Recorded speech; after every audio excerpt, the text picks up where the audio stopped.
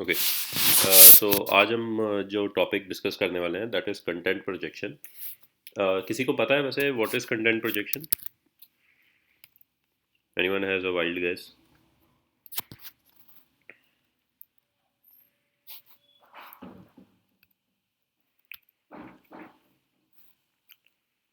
Anyone wants to try?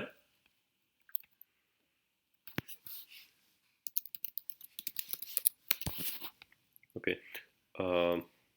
So I'll start to create one. So before I continue, एक ना component देखते हैं that is a material component.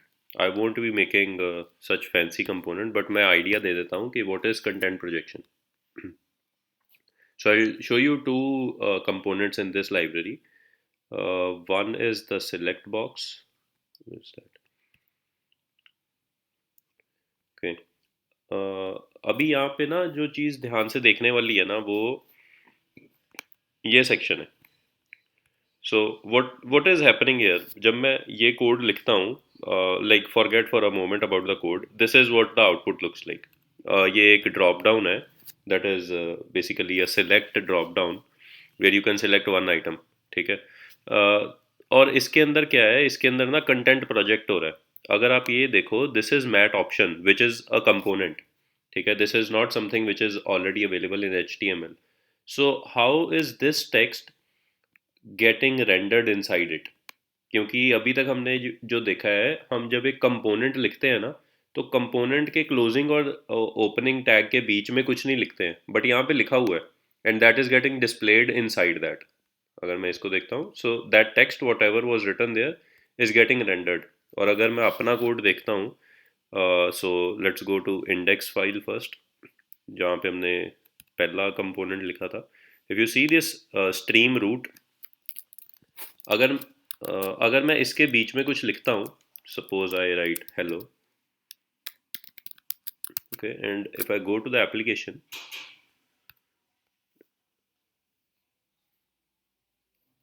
तो कहीं पे भी मुझे हेलो लिखा हुआ नहीं दिख रहा, ऑल्दो मैंने वहाँ पे लिखा है. और अगर मैं HTML में भी देखता हूँ, I will be able to see that text return, maybe अगर इसने रिप्लेस ना कर दिया हो तो. Stream root, okay, no, it has replaced this content. Basically क्या हो रहा है कि जब तक ये डायरेक्टिव या ये कंपोनेंट एंगुलर रेंडर नहीं करती है ना, तब तक ये टेक्स्ट लिखा रहता है. जैसे ही एंगुलर लोड हो जाती है and it identifies that this is a component, at that point it replaces any content which is written here with whatever is going to be rendered from this component. So अगर मैं यहाँ पे HTML देख रहा हूँ, तो stream root के अंदर I see a router outlet and इस टाइम पे login component. So I don't see that hello word listed here. Okay. So if I want to do this, this concept of writing some content or basically projecting some content is called content projection. Okay. So this is what we are going to talk today. Okay. So how is this done? So there are multiple ways we can achieve this. So I'll start with a basic component. I'm going to create ng generate. एक module बनाएंगे. We'll call it stream select.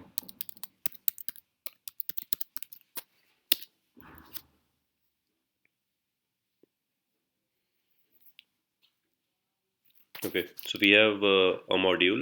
Now I'll create a component for that. So is everyone clear हम किस बारे में बात करने जा रहे हैं? Yes or no?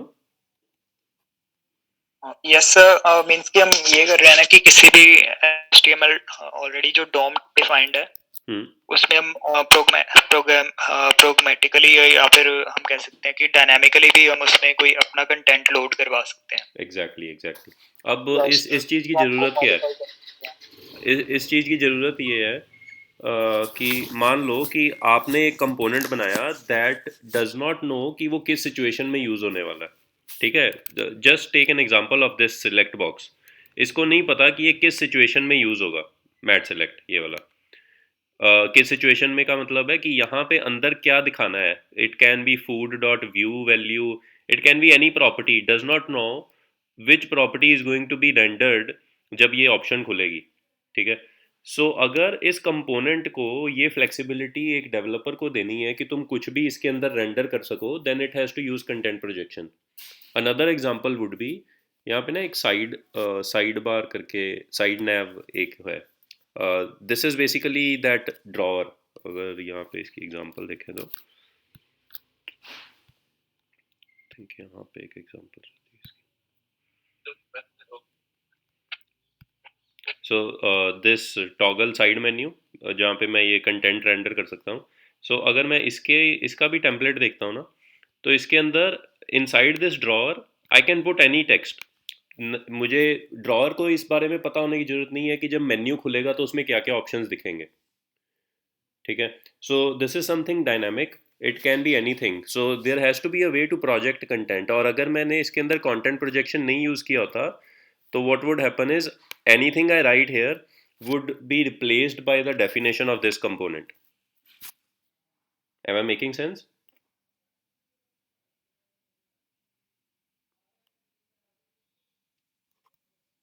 Anyone? Repeat please. So I was saying कि अगर इस मैट ड्रॉअर के अंदर कंटेंट प्रोजेक्शन यूज़ नहीं हुआ होता और उसके अंदर मैं इस तरह से कुछ HTML लिखता, so we have already seen app root के अंदर जैसे ही मैंने कुछ टेक्स्ट लिखा दैट वाज नेवर रेंडर्ड, उसका एक्चुअल कंटेंट रेंडर हुआ, ना कि जो मैंने उसके अंदर लिखा उस टाइम पे ओपनिंग और क्लोजिंग टैग के बीच में। So if this mat drawer was not using content projection, तो ये चीज़ कभी भी नहीं दिख पाती वहाँ पे। This thing which you are seeing here, this is projected content, ठीक है। और इसके ऊपर अगर तुम देखो तो इसके ऊपर इवेंट्स भी बाइंड कर सकते हो तुम। Yes sir. ठीक है, जैसे अभी हमने हेलो टेक्स्ट लिख के किया था, जैसे हमने अभी। हाँ, हमने लिखा था बट वो रेंडर नहीं हुआ। हाँ जी, ठीक है।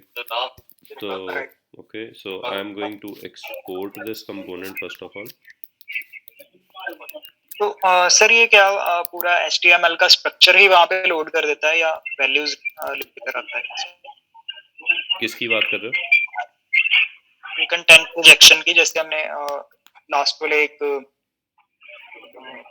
मटेरियल के लास्ट वाले मेन्यू में सिलेक्ट में ही यहाँ पे हमने नीचे वैल्यू देखी थी। इसका सर कोड दिखाना आप।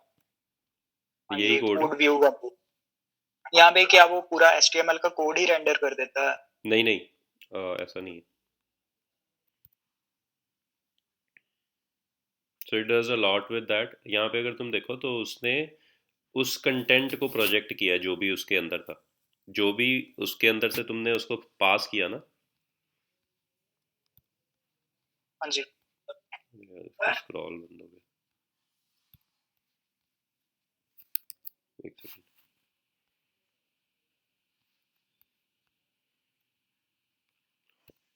तो इसके अंदर जो भी इसके अंदर वैल्यू थी ना, that is directly getting inside. So let's continue and देखते हैं कैसे होता है। ओके, ठीक है। So I will add a class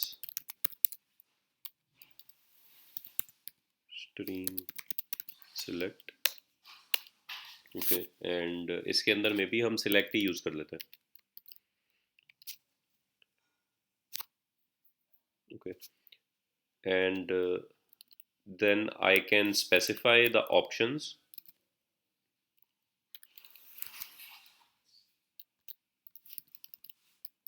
There are multiple ways to do this. I am trying to be simplistic. मैं जो सबसे simple implementation है ना, I'm trying that right now. Basically ये भी ना हम वहीं से कर लेंगे। So there is suppose इसमें option भी नहीं है, okay. So मैं क्या चाहता हूँ, I want the user to pass options, ठीक है। I don't want to specify options here. So what I'll do is I'll write ng content here. Okay, fine till here. Yes sir. Okay, तो मैंने एक directive या एक component बोल सकते हैं इसको, दिस इज ng कंटेंट, मैंने उसको यूज़ किया है। So let's import this module into one of our modules. suppose in the dashboard module, and that is called stream select module.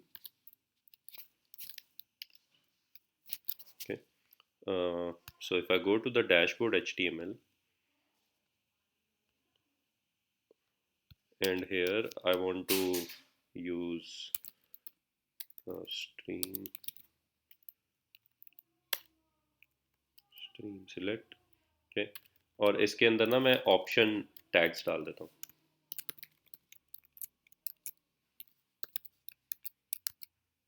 So let's see how the application looks like.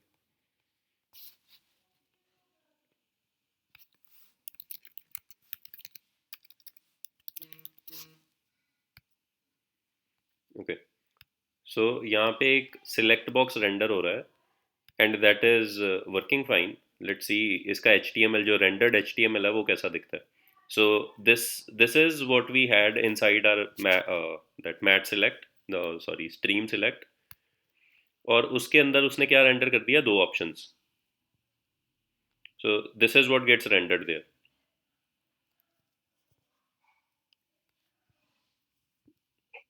Any questions? Sir, Visual Studio port. Sure.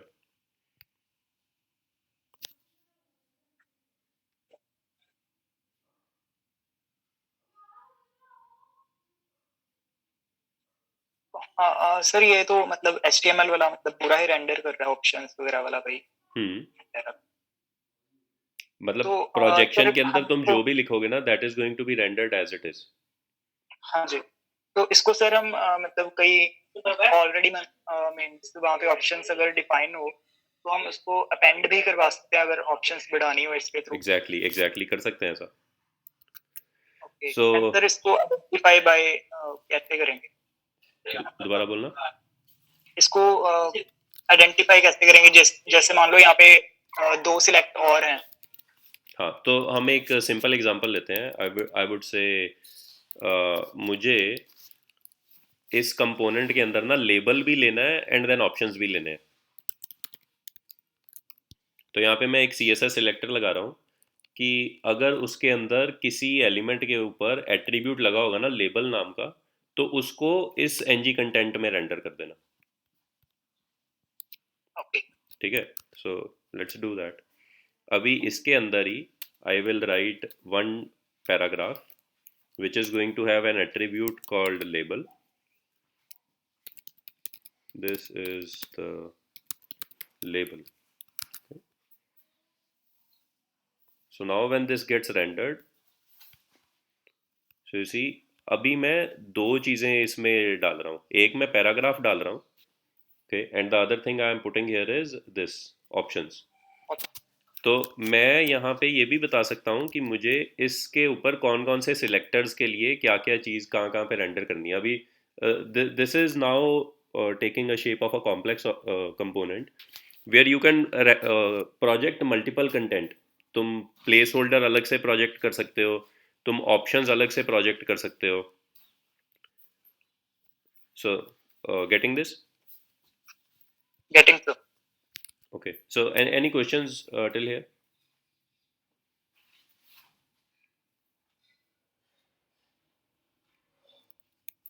No sir. Okay, so the other interesting thing here is अगर मैं यहाँ से ये directive हटा देता हूँ, then this p tag also goes inside the global ng content, this one. क्योंकि ये वाले के अंदर कंटेंट तभी आएगा जब किसी एलिमेंट के ऊपर ये लेबल एट्रीब्यूट लगा होगा, और क्योंकि मैंने वो हटा दिया है, then this p is also going to be inside there. So if I inspect the HTML, I'll see that there's a paragraph, though it is not rendered as an option क्योंकि select only renders option elements. Okay. Okay sir. Okay.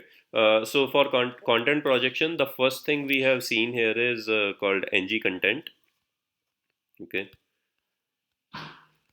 And we have used the name projection outlets also, जिसके अंदर मैं select directive के साथ जो भी सी S S selector यहाँ पे देता हूँ, अगर मैं यहाँ पे सपोजिंगली एक क्लास भी दे सकता हूँ, that suppose I want any element जिसके ऊपर लेबल क्लास लगी हो, दैट गेट्स रेंडर्ड हेयर। सो उसके लिए मुझे अब क्या करना होगा, इस पैराग्राफ के ऊपर अब मैं एक क्लास लगा देता हूँ।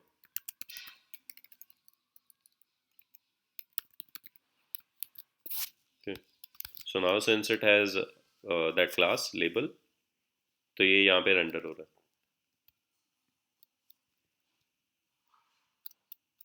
Okay, make sense? Fine sir. अच्छा, दूसरा जो कंटेंट प्रोजेक्शन के अंदर जब हम बात करते हैं ना, तो बेसिकली तीन चीज़ें आती हैं। One is called N G content, जिसकी हमने बात करी अभी। The second one is N G template, जिसका एक रेफरेंस हमने लास्ट टाइम देखा था जब हम स्ट्रक्चरल डायरेक्टिव बना रहे थे। The third one is called N G container. ठीक है, so these are the three things which are helpful when you are talking of content projection. I'm done with this ng content. I want to talk of this ng template now. Before talking of ng template, I want to talk of ng container. So order has to be this. So now let's create a container. I'll say ng container. This is some text which will render on the, ठीक है। सो मैंने इसके अंदर कुछ लिखा है, and I am hoping that this does not get surrendered to the browser. Okay, so if I inspect the HTML, generated HTML, I have this stream, and then I have this container जिसके अंदर कुछ text है। So this ng container is not getting rendered. You see, that is replaced with comment elements.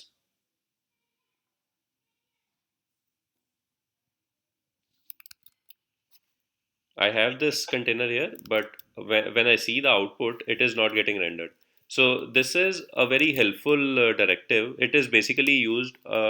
So I'll tell you a limitation of Angular. आप किसी एक DOM element पे ना multiple structural directives नहीं लगा सकते, जैसे कि div star ng if,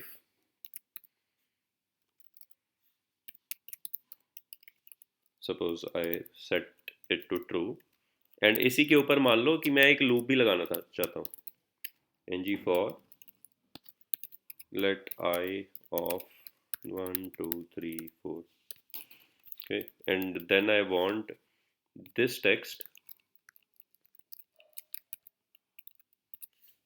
to be rendered here. But अभी मेरे को ये एडिटर जो है एरर दे रहा है, and let's see the error. Can't have multiple template bindings on one element, use only one attribute prefixed with star. Okay, this means structural directives दो एक ही DOM एलिमेंट पे नहीं लिख सकते, and there is a reason for that. इन structural directives की ना कोई प्रेसिडेंस नहीं है कि कौन सा पहले लगेगा कौन सा बाद में लगेगा। So angular does not no कि आप पहले ng if अप्लाई करना चाहते हो या पहले ng for अप्लाई करना चाहते हो। So they don't have a way to detect this, so they don't allow you to add multiple structural directives on a DOM element. So what is the way to do certain things like the one this one? अभी मान लो मैं पहले ng if लगाना चाहता हूँ, ठीक है। So I'll put on this div I'll put this ng if, and then what I'll do is I'll take this ng container. ng container खुद कभी रेंडर नहीं होता, बट उसके अंदर का जो कंटेंट है ना दैट गेट्स रेंडर्ड। ओके, तो क्योंकि ng कंटेनर कभी रेंडर नहीं होता, the only thing it is going to do is it is going to iterate this content 4 times, and then I will see this content 4 times। So ये एक ही line में आ जाएगा सारा। So down here if you see, all that content is rendered 4 times. इस div के ऊपर ng if लगा था, and there was an 1 ng container, 2, 3, 4, 4 ng containers थे और उनका सारा का सारा टेक्स्ट यहाँ पे रेंडर हो गया. सो this is another kind of content projection, जहाँ पे मैं कंटेंट प्रोजेक्ट कर रहा हूँ inside this ng container directive.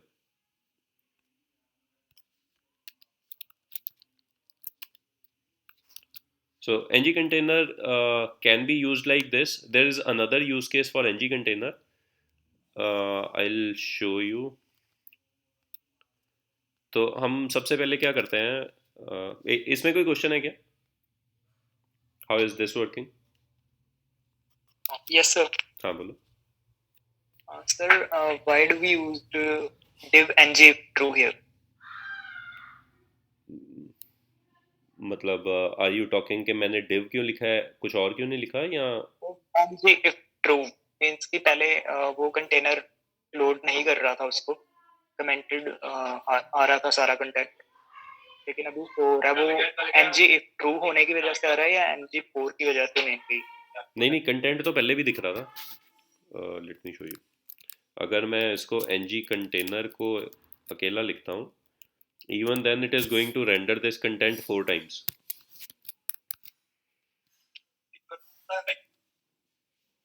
Content show हो रहा था तब. हाँ, ये है ना नीचे. ओके. ये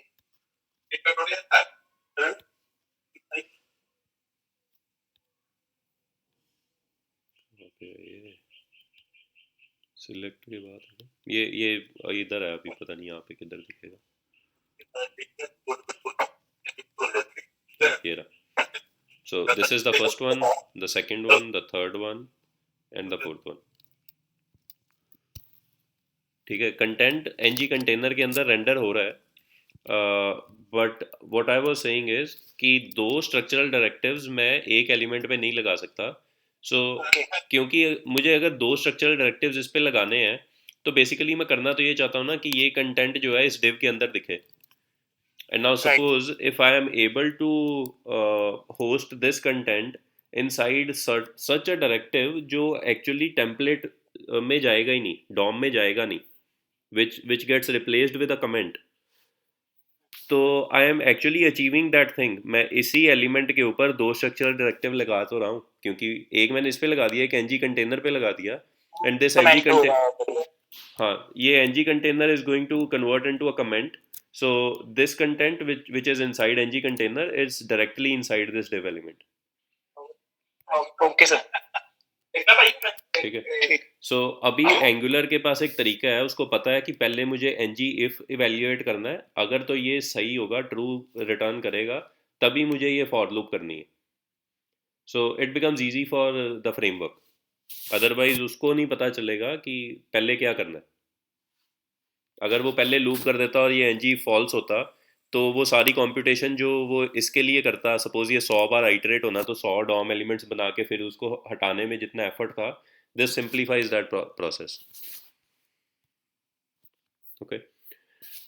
सर हम ऐसे भी कर सकते हैं कि एक div को ऐसे ही खाली बना दिया और उसके बाद हम एक लाइन लिखते हैं दोबारा से ng कंटेनर और उसमें ये लगाते हैं ng if true. हाँ, ठीक है. तो और उसके बाद ng4, तो वो भी ऐसे ही वर्क करेगा ऐसे. इस div पे मैं लगा देता हूँ ng if हाँ जी. true, और क्या करूँ? और नेक्स्ट वही सेम लाइन ng4 वाली ऊपर वाली. नहीं, 2 स्ट्रक्चरल डायरेक्टिव्स तो इस पे भी नहीं लगा सकते ना. ये भी मतलब ऐसे ही हो जाएगा जैसे हम ऑलरेडी div में कर रहे थे. हाँ, तो मैं ये कर सकता हूँ कि इस ng कंटेनर के अंदर एक और ng कंटेनर के अंदर ये डाल दूँ. ओके. ठीक है. The rule applies to everyone. एक डॉम एलिमेंट के ऊपर एक ही स्ट्रक्चरल डायरेक्टिव आ सकता है. ठीक है सर. ठीक है. So we have a lot of text here now. अब मैं क्या करना चाहता हूँ, I want to create a reusable template. So I be using ng template. Okay. And actually I want to show some code where I have used this. That would make more sense.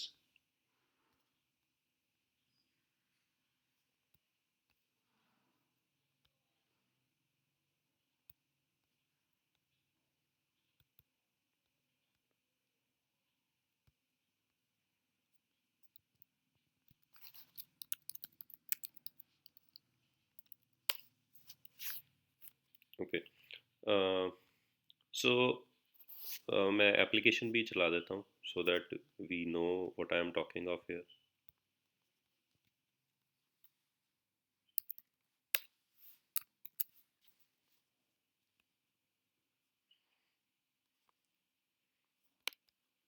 Okay, so one thing to notice, अगर मैं इस application को देख रहा हूँ तो यहाँ पे ना मोबाइल के ऊपर the menu comes like this. But अगर मैं इसको एक डेस्कटॉप वर्जन पे ले जाता हूँ, then that same menu whatever was inside it shows up here. ठीक है. बट अगर अगर किसी को ये करना हो, so ideally what one would think is कि इसके लिए अलग टेम्पलेट बनेगी और मोबाइल वाले के लिए अलग टेम्पलेट बनेगी, क्योंकि दोनों का स्ट्रक्चर बिल्कुल अलग है ना.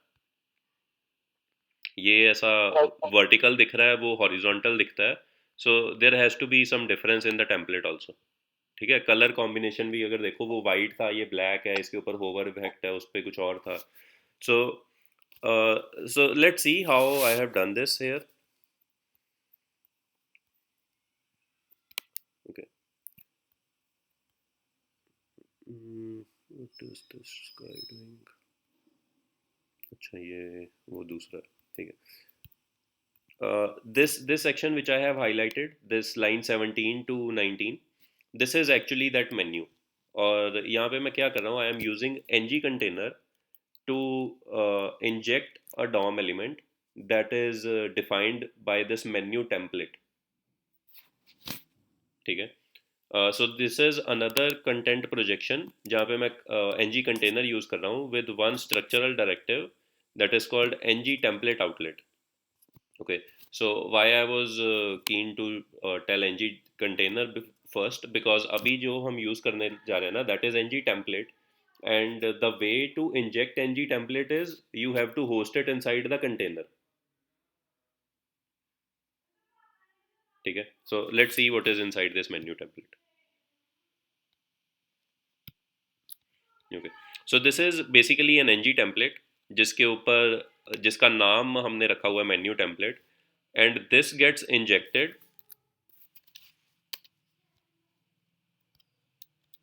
This gets injected here. Okay, and this same thing is being used for the mobile version also, seems like.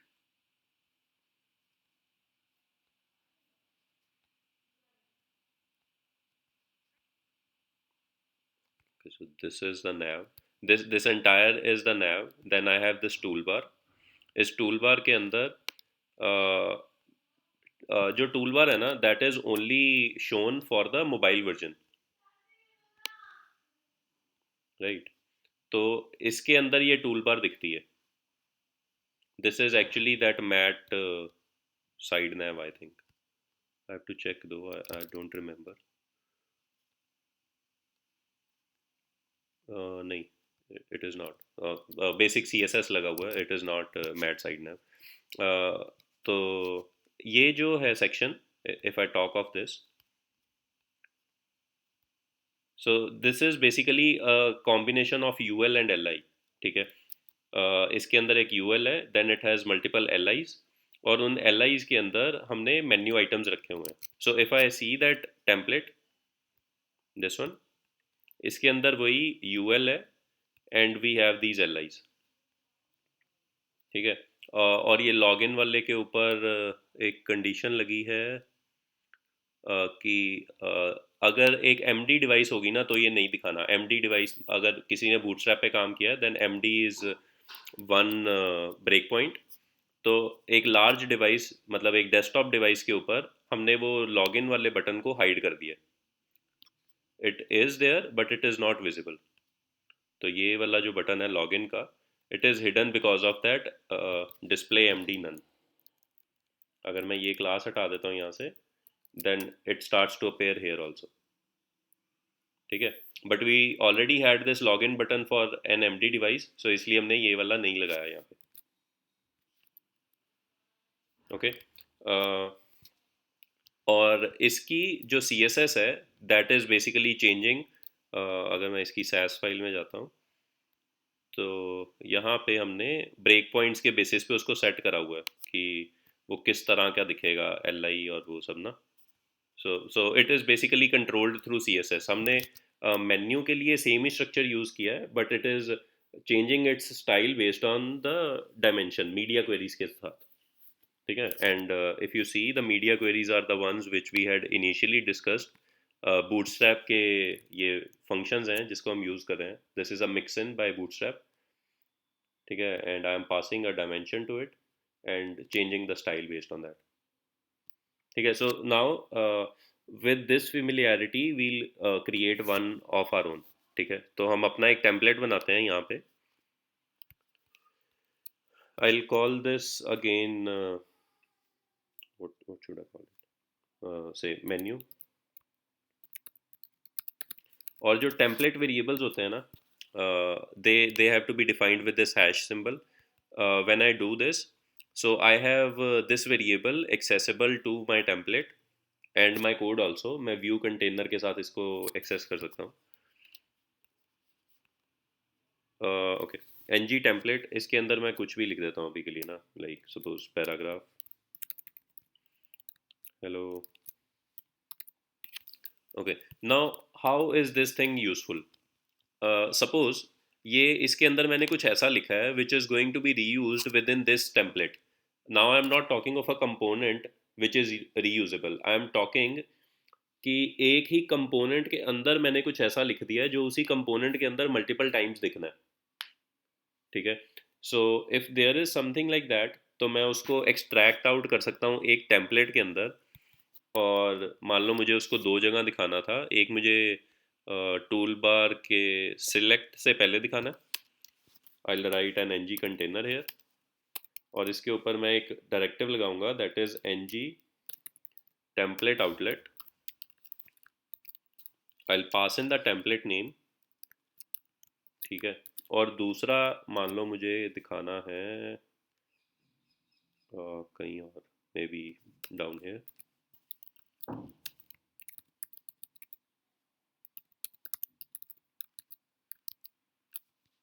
ठीक है. So I am trying to reuse that piece of code which I have written. So एक मैंने यहाँ पे render किया इसको, this one. And क्योंकि वो एक ng कंटेनर के अंदर ng टेम्पलेट में था, तो ng टेम्पलेट जो है that is also never rendered. ng container भी कभी रेंडर नहीं होता. So the only text I am seeing here is those two paragraphs जो उस टेम्पलेट के अंदर थे. And the other place I have used it is down below. So if I see here, तो second instance, then I have these two paragraphs. और अगर मैं अपना कोड देख रहा हूँ तो ng टेम्पलेट के अंदर दो पैराग्राफ्स हैं. दिस मीन्स ng टेम्पलेट भी रेंडर नहीं हुआ और ng कंटेनर भी रेंडर नहीं हुआ.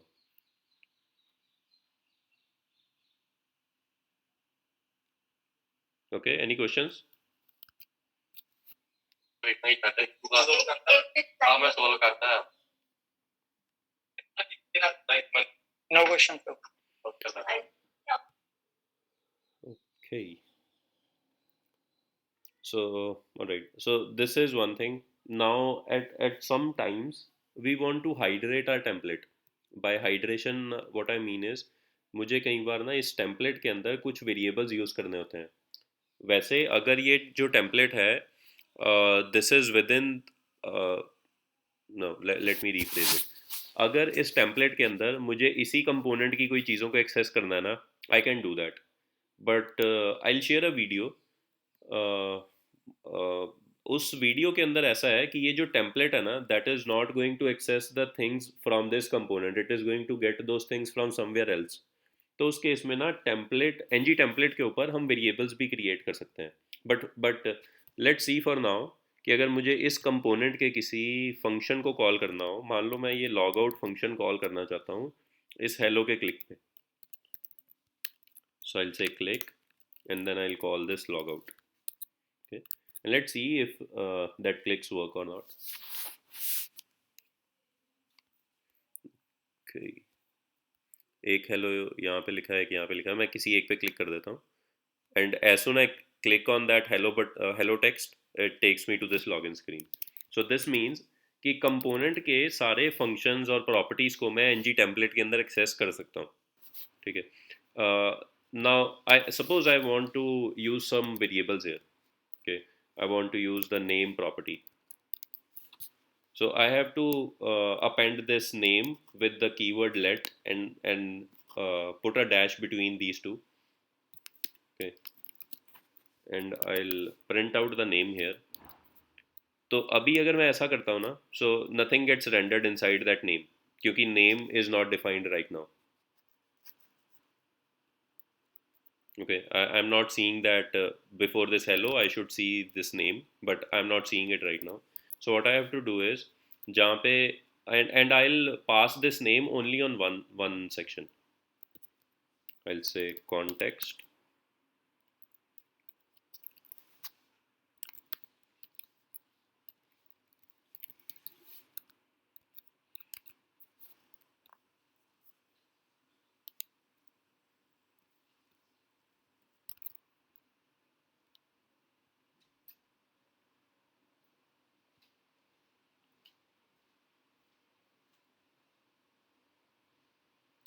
Let name equals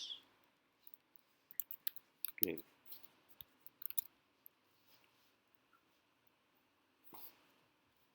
Okay, so now if I see यहाँ पे नीचे वाले के ऊपर I am able to access that variable, but इसके ऊपर since I did not pass that name property to this guy, I'm not seeing that value printed out here.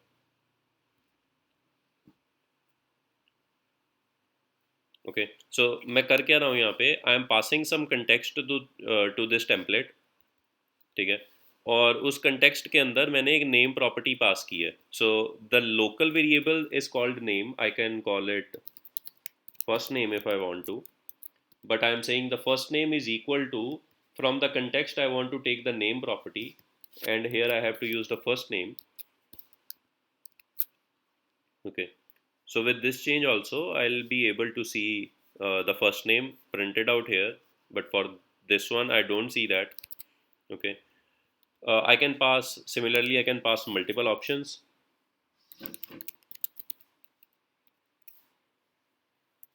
Or maybe something, you know, class called BCA. Okay, and if I want to access that variable also, I can use any local variable and point it to the value from the context.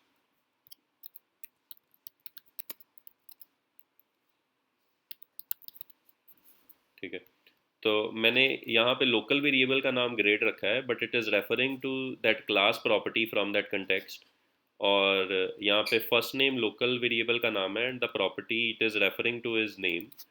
So if I render this, so for the first one I will C studies in, क्योंकि ना मैंने first name पास किया ना मैंने class pass की है.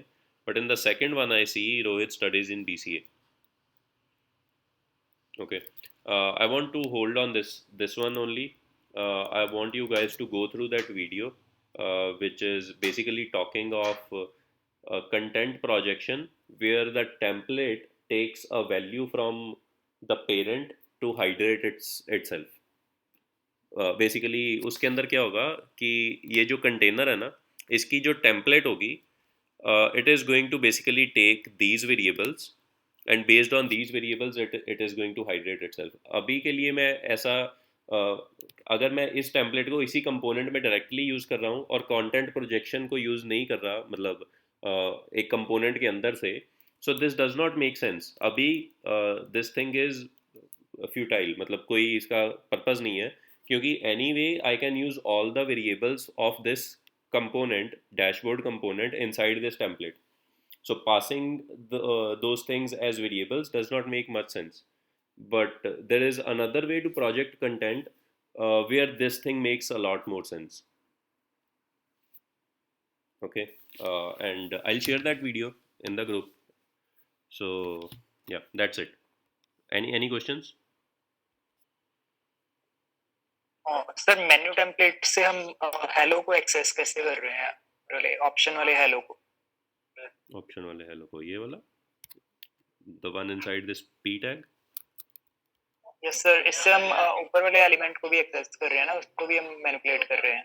तो ऊपर हमने सिलेक्ट वाले में लिखा हुआ है स्ट्रीम सिलेक्ट के अंदर हेलो नहीं नहीं नहीं नहीं, मैंने इस टेम्पलेट को 2 बार रेंडर किया है, एक यहाँ पे और एक किया है यहाँ पे, ठीक है। This same menu template is being rendered by 2 ng containers in the same component.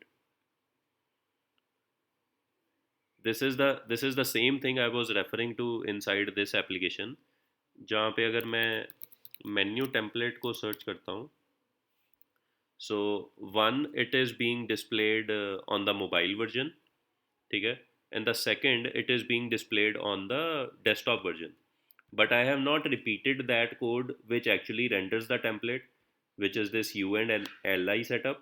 It is written only once. जब मैं इसको हॉरिजॉन्टली डिस्प्ले कर रहा हूँ तो based on media queries I am changing it's CSS, ठीक है। और जब मैं उसको वर्टिकली रेंडर कर रहा हूँ, जब मैं मोबाइल के लिए कर रहा हूँ, so I am changing its style based on CSS again, media queries. So what I am trying to tell here is, सिर्फ कंपोनेंट ही नहीं है जो आपका कोड रीयूज़ करा सकता है। This ng template can be very handy अगर आप एक ही कंपोनेंट के अंदर कुछ टेम्पलेट को रीयूज़ करना चाहते हो। Okay sir. तो सर जैसे हम उसमें फर्स्ट नेम और ग्रेड यूज कर रहे हैं, तो हम सेकंड वाली टेम्पलेट को थोड़ा अपने हिसाब से मॉडिफाई कर रहे हैं कि जो सेकंड वाली टेम्पलेट है उसमें जो एलिमेंट्स हैं उसी पे ये चीज अप्लाई हो, जैसे हाँ लॉग आउट और ग्रेड वगैरह। बिल्कुल, तो मैं यहाँ पे मैं एक कंडीशन भी लगा सकता था इस सारी चीज़ को एक स्पैन में डाल के, कि अगर फर्स्ट नेम और ग्रेड एक्सेसिबल हैं तभी सिर्फ ये स्पैन को रेंडर करो। क्योंकि अभी अगर हम देख रहे थे तो उसके अंदर ना पहले वाले के लिए स्टडीज इन तो दिख रहा है बट ये दोनों नहीं दिख रहे। सो आई कैन से अगर first name is defined and grade is defined then only render this. और लॉग आउट दोनों के लिए रेंडर हो रहा है। हाँ मतलब जो हेलो टेक्स्ट है और I can name it as log out, so yeah that is rendered for both of them। इसके लिए भी हो रहा है एंड इसके लिए भी हो रहा है, और मैं किसी पे भी क्लिक करूंगा it takes me to the login screen, क्योंकि उसके ऊपर मैंने वो लॉग आउट वाले फंक्शन को कॉल किया हुआ है। ओके सर, ठीक है। So this is about content projection. The last thing which I have not shared, I'll share a video of that, and that's it.